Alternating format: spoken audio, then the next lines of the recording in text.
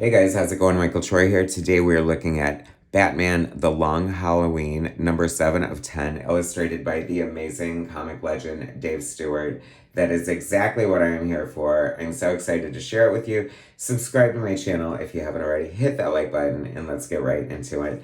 It's so funny because I was flipping through the comics and initially, out of the corner of my eye, I thought this was Brian Boland, and it's Dave Johnson. And of course, I'm going to get the Dave Johnson cover because he did the interiors, and I always like to get the interiors of the artist on the cover. I haven't gotten every issue of the series. I missed the boat. I do love Tim Sale. I missed the boat on The Long Halloween, and just never really felt compelled. And then Bill Sienkiewicz was drawing issue, I think, 4 or 5. And so, of course, I had to get it. And I had to come back for Dave Stewart. So I'm a little lost on the story, but it's pretty straightforward. It's like the last Halloween to end all last Halloweens.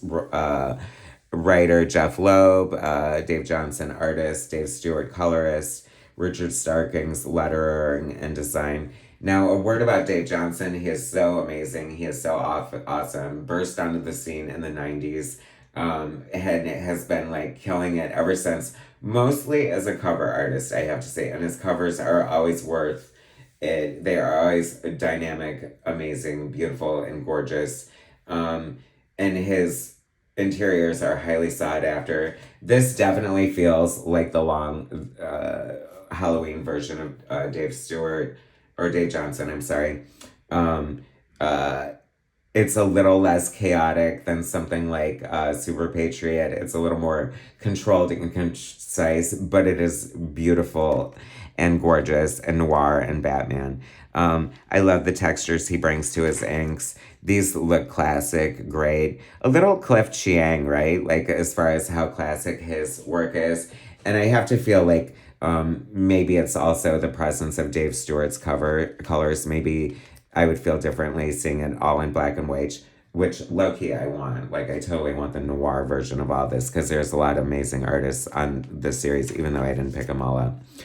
I love the interaction between Batman and Robin. You know, I feel like Jeff Loeb's writing is a little divisive. Like, people either kind of love it or hate it. I've always loved it. I do think it can be a little hokey sometimes. Like, there's this riff in here about, like, Mother's Day and visiting your parents at their grave. And, like, I don't know, you don't want to see too much of the vulnerability of Batman. Like, you know the horror, right?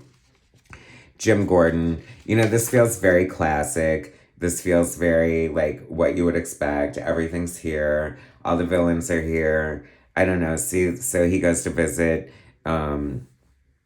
his parents' grave on Mother's Day, and I feel like he's bat-splaining here. Like, I don't know. It wasn't really working for me. Like, I think it would have been a little more compelling to just show him at the grave holding the flowers and not saying anything at all. Do you know what I mean? Do you feel me?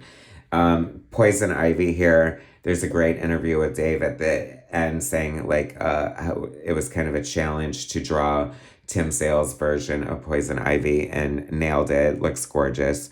The art is just clearly the hero here. It looks beautiful. I love it. That's an amazing splash page.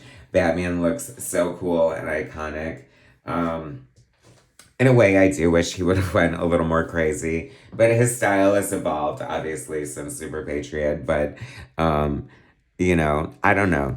I don't know how I would feel what my approach would be if I were doing, like, an official Batman comic book that no one would say no to. I mean, no matter who you are.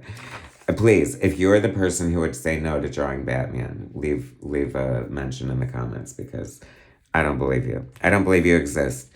So we find out that Catwoman is being influenced by Poison Ivy here and no bueno. So Batman takes care of that. I love this sequence of pages here. Poison Ivy scaling the side of a building, giving like Batman TV show vibes 100%. The black, white, and red kind of noir. The blamps and the bangs and the silhouettes giving me Frank Miller, Sin City. Like, this is gorgeous. This is a beautiful comic book. Dave Johnson doesn't do a lot of interiors because you make more money and It's just a harder grind to do interiors as versus doing covers.